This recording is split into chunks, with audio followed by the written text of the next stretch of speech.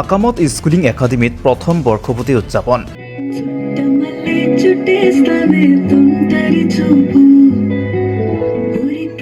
দৰঙৰ ৰাজাপুখুৰীত যোৱা বৰ্ষ 2024 চনত স্থাপন কৰা হৈছিল আকামত স্কুলিং একাডেমি নামৰ এখনি ইংৰাজী মাধ্যমৰ ব্যক্তিগত খণ্ডৰ বিদ্যালয়।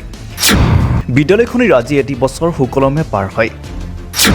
বিদ্যালয়খনিত আয়োজন কৰা হয় প্ৰথম বৰ্ষপতি অনুষ্ঠান।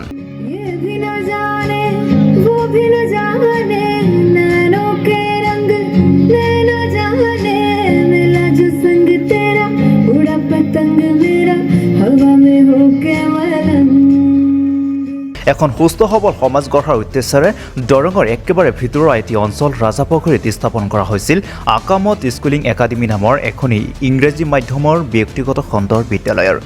সঞ্চালক আব্দুল হালিমৰ নেতৃত্বত বিদ্যালয়খনিত সাধন শিক্ষাৰ লগতে এই বৰ্ষৰ পৰা ইছলামিক শিক্ষাও প্ৰদান কৰা হ'ব বুলি জানিবলৈ দিয়া সঞ্চালকগৰাকীয়ে।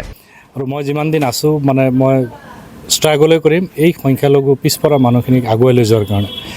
আৰু সেইটো ইচ্ছাৰেই স্কুলখন এক বছৰ আগত আৰম্ভ কৰিলোঁ। স্কুলখন আকামত আচলতে চিম্পলি এখন স্কুল নহয়, আকামত এটা পেকেজ। ইয়াতে যিখিনি মানুহে ল'ৰা ছোৱালী দিছে তেওঁলোকে কথাটো অনুভৱ কৰে, এইটো এটা পেকেজ। ইয়াতে অকল স্কুলীয়া শিক্ষাই দিয়া নহয়, ইয়াতে স্পৰ্টছ শিকোৱা হয়, ইয়াতে মাৰ্চিয়েল আৰ্ট শিকোৱা হয়, ইয়াতে ইছলামিক বেছিক শিক্ষাখিনি দিয়া হয়, ইয়াতে মানে গোটেইখিনি বস্তু শিকোৱা হয়। শিকাই উঠি এটা পেকেজ আকাৰে দিয়া হয়, যাতে এটা ল'ৰা ডাঙৰ হোৱাৰ পিছত ভৱিষ্যতে যাতে সি চৰকাৰী চাকৰিৰ পিছফালে লাগি থাকিব নালাগে, চৰকাৰী চাকৰিত দৌৰি থাকিব নালাগে, তাক যাতে মানুহে বিচাৰি ফুৰে, কোম্পানীবিলাকে বিচাৰি ফুৰে, চাকৰি দিয়াজনে যাতে তাক বিচাৰি ফুৰে বোলে তুমি মোৰ তাত আহা। বৰ্ষপতি অনুষ্ঠানটিত মুখ্য অতিথি হিচাপে উপস্থিত থাকে আমচুৰ প্ৰাক্তন সভাপতি, গুৱাহাটী উচ্চ ন্যায়ালয়ৰ অধিবক্তা তথা ৰাজ্যৰ দলৰ কেন্দ্ৰীয় সাধাৰণ সম্পাদক আজিজুৰ ৰহমান, ৰাজাপুখুৰী অঞ্চলৰ বিশিষ্ট ব্যক্তিসকল, ছাত্ৰ ছাত্ৰীৰ লগতে ছাত্ৰ ছাত্ৰীৰ অভিভাৱকসকল। অতিথিবৃন্দৰ মন্তব্য শুনাই লৈছোঁ। আকামত স্কুলিং একাডেমি দৰং জিলাৰ এটা ভিতৰুৱা অঞ্চল ৰাজাপুখুৰী গ্ৰাম্যাঞ্চলত ইয়াৰে স্থানীয় কিছু লোকে মিলি ইংলিছ মিডিয়াম এখন স্কুল প্ৰতিষ্ঠা কৰিছে। তেখেতসকলে আমাক আজি এনুৱেল ডে'ৰ এই প্ৰগ্ৰামৰ অপেন ছেশ্যনত আমাক নিমন্ত্ৰণ কৰিছিলে। আমি আহি এই স্কুলখনৰ যি পৰিৱেশ দেখা পালোঁ, খুব সুন্দৰ পৰিৱেশ। গ্ৰাম্যাঞ্চলত এনেকুৱা এখন উন্নত মানদণ্ডৰ বিদ্যালয় প্ৰতিষ্ঠা কৰিব পাৰিব বুলি ইয়াত নাহাসকলে অনুভৱ কৰিব নোৱাৰিব। ইয়াত যিসকলে আহিব তেখেতসকলে দেখিলে অনুভৱ কৰিব পাৰিব যে খুব সুন্দৰ এটা পৰিৱেশ। তেওঁলোকে ইনফ্ৰাষ্ট্ৰাকচাৰেলি বহুতখিনি ডেভেলপ কৰি আছে। যিসকল টিচাৰে আমি লগ পালোঁ, সাক্ষাৎ পালোঁ, তেওঁলোকৰ যিখিনি মত বিনিময় কৰিলোঁ, খুব কোৱালিটি টিচাৰ। গতিকে ইয়াতে এটা নতুন এটা ধাৰণা পালোঁ যে ইয়াতে যিহেতু 100% সংখ্যালঘু মুছলমান সম্প্ৰদায়ৰ ছাত্ৰ ছাত্ৰীসকলে ইয়াতে অধ্যয়ন কৰিব, গতিকে আমাৰ মুছলমান সমাজত এটা শিক্ষাৰ এটা ছিষ্টেম আছিলে যে মক্তব শিক্ষা, য'ত নেকি নৈতিক শিক্ষা দিয়া হয়, য'ত ধৰ্মীয় শিক্ষা দিয়া হয়। আজি আমি শুনা পালোঁ যে আকামত স্কুলিং একাডেমীৰ কৰ্তৃপক্ষই আজি ভাষণত কৈছে তেওঁলোকে যে তেখেতসকলে ৰাতিপুৱাৰ ভাগত 7টা বজাৰ পৰা 9টা বা 9:30 বজালৈকে 2-2.5 ঘণ্টা 3 ঘণ্টা সময় তেখেতসকলে নৈতিক শিক্ষাৰ পাঠদান কৰিব। গতিকে নৈতিক শিক্ষা পাঠদান কৰাটো আমি ভাবোঁ যে খুব সাংঘাতিক এটা জৰুৰী বিষয়। আগত আমি বিদ্যালয়সমূহত চৰিত্ৰ পাঠ নামৰ এটা আমি ছাবজেক্ট পঢ়িছিলোঁ বা তেনেকুৱা ধৰণৰ কিছুমান আমি শিক্ষা আমি গ্ৰহণ কৰিব আমাৰ সুবিধা আছিল।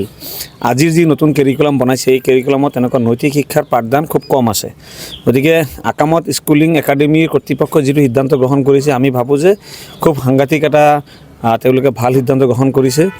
আৰু এই নৈতিক শিক্ষা বা ধৰ্মীয় শিক্ষা বা মক্তব শিক্ষা তেখেতসকলে যি প্ৰদান কৰিব, ইয়াৰ ফলত কি হ'ব, আমাৰ ছাত্ৰ ছাত্ৰীসকলে নৈতিকভাৱে তেওঁলোকে কিছু জ্ঞান আহৰণ কৰাৰ পিছত সমাজত যি এটা খুব ভয়ানকভাৱে ড্ৰাগছৰ এটা প্ৰকোপ চলিছে বা আজি সংখ্যালঘু অধ্যুষিত মুছলমান সমাজত যিহেতু মদ চলিব নালাগে, আজি মদৰ এটা খুব সাংঘাতিক বেয়া প্ৰভাৱ চলিছে, তেনেকুৱা ধৰণৰ অন্যায় অবিচাৰ কামবিলাকত বহু লোক জড়িত হৈ থাকে।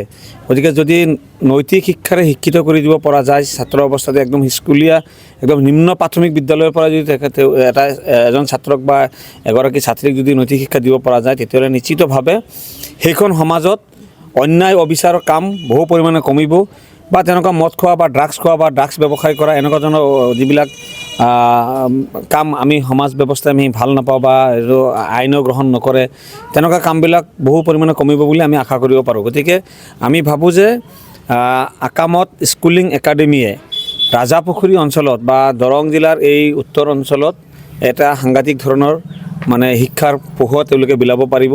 কেৱল শিক্ষাৰ পোহৰেই নহয়, সমাজ সংস্কাৰমূলক কিছু কাম তেখেতসকলৰ শিক্ষাৰ জৰিয়তে স্কুলৰ কেৰিকুলামৰ জৰিয়তে তেওঁলোকে প্ৰসাৰ কৰিব পাৰে বুলি আমি আশা কৰিব পাৰোঁ। আজি হেৰি আকামতৰ এনুৱেল ডে চেলিব্ৰেশ্যন আছিলে। আজি সুকলমে এইটো পৰিসমাপ্তি ঘটিল। তো মই এই অনুষ্ঠানত যিজন স্বত্বাধিকাৰী আব্দুল হালিম তেখেতক মই ধন্যবাদ জনাইছোঁ যে আজি 1 বছৰ আগতে তেখেতে চিন্তা চৰ্চা কৰি আমাৰ ৰাজাপুখুৰীয়া মানুহ, তেখেত কিন্তু খাৰবেটত এখন আকামত অনুষ্ঠান তাতে কৰিছে, তাতে থাকে তেওঁ, কিন্তু তথাপি গাঁৱৰ অঞ্চলৰ কথা চিন্তা কৰি তেখেতে আমাৰ ইয়াত এটা ইংলিছ মিডিয়ামৰ স্কুল খুলিল। আজি 1 বছৰ পৰিসমাপ্তি ঘটিল। আৰু মই জনামতে এখন বিদ্যালয়ত কোৱালিটি থকা শিক্ষকখিনি ইয়াত ৰাখিছে, ভাল কোৱালিটিৰ শিক্ষাদান দি থকা হৈছে।